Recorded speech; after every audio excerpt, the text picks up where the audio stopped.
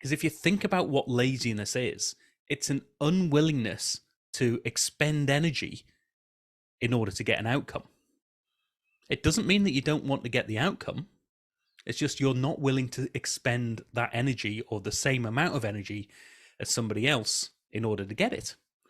Now, isn't that what efficiency is all about? Hi, and welcome to Helping You Perform. I'm your host, Paul Teasdale. Over a career working with high-performing teams from across the globe, including 7 years working with Formula One team McLaren, I've learned a lot about what it takes to drive results. In this weekly podcast series, I'm going to be bringing you tips, tricks, and insights from the world of Formula One that you can apply to your organisation for your high performance. Enjoy. Hi everybody, and welcome to another episode of Helping You Perform, where I bring my tips, tricks, insights and stories from the world of Formula One and other high performing teams and help you accelerate your own performance. I hope you enjoyed last week's episode 56, where I focused on International Women's Day 2024 and that theme of invest in women, accelerate progress. So have a think about that topic for yourself. What can you do in your organization to invest in women to accelerate progress? And go back and have a listen to that episode if you haven't already. In this week's episode 57, I wanted to reframe something. So it's something that's always been a little bit of a bugbear of mine, which is the term laziness is seen as a really negative thing. And I think there's opportunities to reframe that thinking and find positive things that come out of it. Now, this came about through some conversations around, use of technology. I was talking to somebody recently about ChatGPT and how is it just driving laziness in what we're doing in work. And we had similar conversations when we were building some of the proof of concepts and some of the technologies for decision support when I was working in McLaren for some of the clients out there. So often we have to have this think for ourselves, is laziness really a negative thing? And how can we reframe it? So one of the ways I've always liked to do this is to reframe it in the terms of efficiency of effort. Because if you think about what laziness is, it's an unwillingness to expend energy in order to get an outcome. It doesn't mean that you don't want to get the outcome. It's just you're not willing to expend that energy or the same amount of energy as somebody else in order to get it. Now, isn't that what efficiency is all about?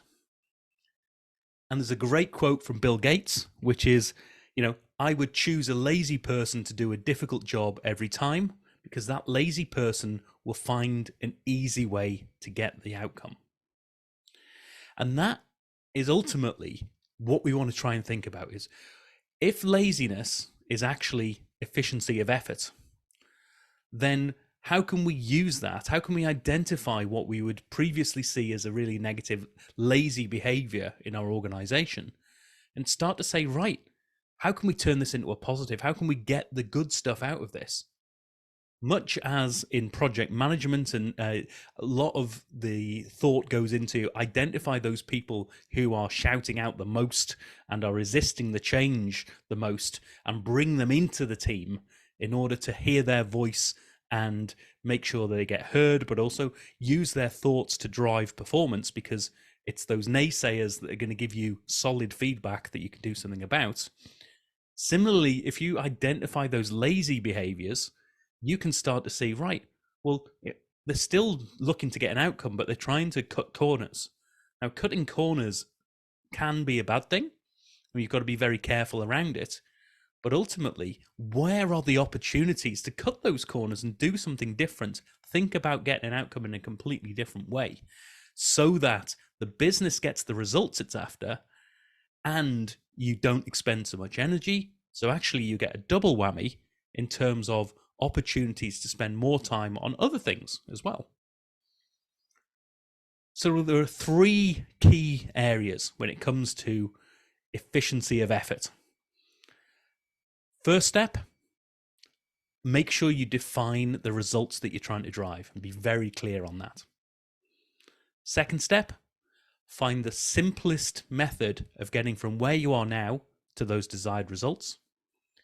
And third step, I've just saved you 33% because there isn't a third step. You've already done it. So that is a way of identifying where are those lazy activities, where are the people that you see in your organization, the behaviors that you see in your organization that with a negative hat on, you look at being lazy. How can you turn that round and reframe it so you identify those opportunities for being efficient with your effort? Yes, still make sure that the outcome is achieved. And yes, make sure that is done in a safe and sort of legal and sort of moral way as well. Make sure you've got all those boundaries for yourself. But identify within those boundaries what's the simplest and least energy usage to get me from A to B. And that way you can identify in your organization those ways to be more efficient with your efforts. Free up your time, work on bigger and better and sexier projects, and use things like ChatGPT, use the technologies that are out there to find ways to take some of that effort out and still get the results that you're trying to drive. If this has inspired any thinking for you, if you want to challenge me on this, if you want to have a conversation around it, please do reach out. Go to www.paulteasdale.co.uk and maybe we could be lazy together and figure out some outputs that we could achieve in the simplest possible way. I'll see you in the next episode. Thank you for listening to this episode of the Helping You Perform podcast. If you found value in this episode, please take a moment to like, share, or review the podcast. You can reach out to me at any time, either through LinkedIn or through my website at www.paulteasdale.co.uk. I look forward to speaking to you in the next episode.